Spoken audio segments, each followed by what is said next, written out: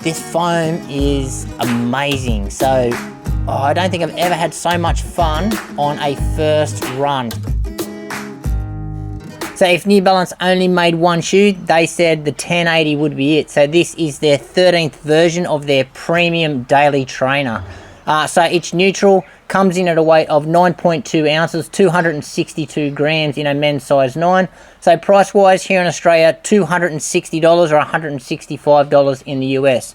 So stack height wise, they've lost a couple of millimeters. We've got 35 in the rear, 29 in the front, giving us a 6 millimeter drop. Right, so in the upper here, the 1080 holds true to its tradition, so it just screams out comfort. It's really plush. So this engineered mesh is actually quite thick, but you know, it's a premium material. It just feels nice. So the tongue, super padded tongue. It's a gusseted tongue. Lots of padding around the heel collar here, and on the heel tab here, we've just got this big puffy pillow.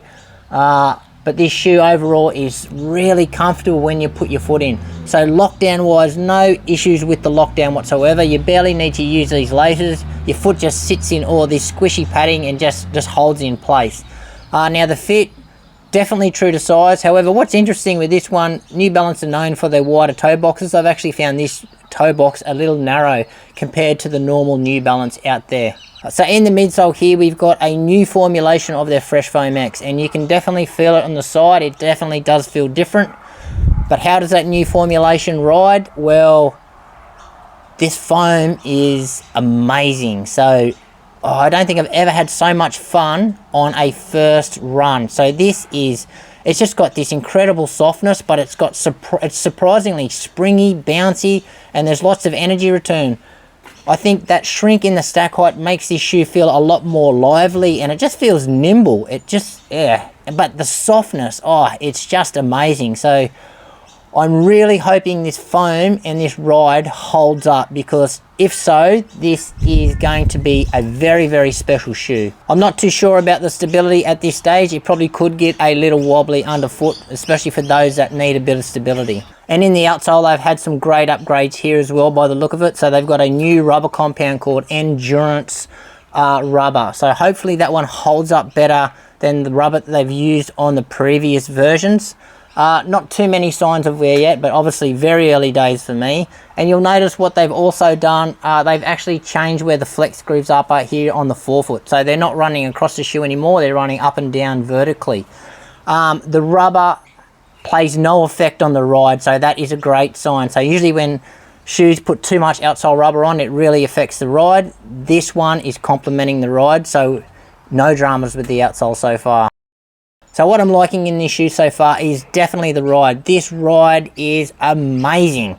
So it's just soft, it's responsive, it's poppy, it's bouncy. It's certainly a sensation that I haven't felt in a New Balance shoe before. It's kind of reminiscent, and it's sort of got that wow factor as when I first ran in the Nike Invincible.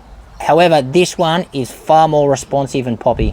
I'm also loving the comfort. So this shoe is super comfortable, pretty much the most comfortable shoe I've ever run in.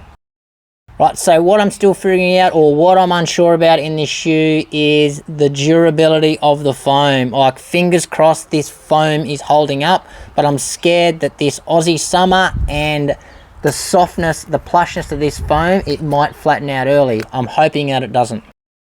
And dislikes so far, so it's probably the thickness of the engineered mesh that they're using. So going into summer in Australia, this upper is going to get hot, and I do understand that this New Balance is from America, and the release is for the countries in the northern hemisphere are going into winter, so it's going to suit you guys up there in the northern hemisphere. However, down here in the southern hemisphere, it's going to be a hot shoe. Right, so just to wrap up my first impression, so this shoe has really taken me by surprise. So I was expecting some softness, but I didn't expect the energy return and the bounce and the comfort of this shoe. So it's definitely, if I can compare it against something, it's softer than the Triumph, it's softer than a Hoka, it's softer than a Nimbus. However, it's more responsive than all those shoes put together. So it's got way more bounce. So I think we have something special here. I'm just really hoping this foam holds up, because I think this one is going to be a really amazing shoe. So those are my first impressions of the 1080 V13. I'd like to thank you all for watching once again, and if you have any questions or comments relating to the 13 in my time so far, post them in the comments below. I always love to answer those ones back. Again, thanks for watching. Don't forget to give us a like, subscribe to the channel, and we'll see you next time.